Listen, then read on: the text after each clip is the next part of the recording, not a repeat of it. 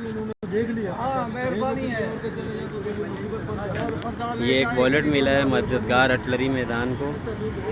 Road से एक बेचारे सिक्योरिटी गार्ड का है, इसके पैसे पूरे हैं यहाँ। भाईजान आपका वॉलेट कहाँ रह गया था?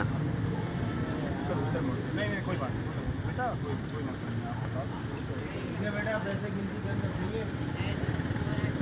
वो इसका खूबी होता है कि आपके पैसे कहीं आगे चीज़ नहीं, आप ढोंढ निकाला अभी तक। ये होता है कि आप आपके पैसे हैं, आपने इतने पैसे रखे हुए हैं, तनख्वाह रखी हुई है आपने।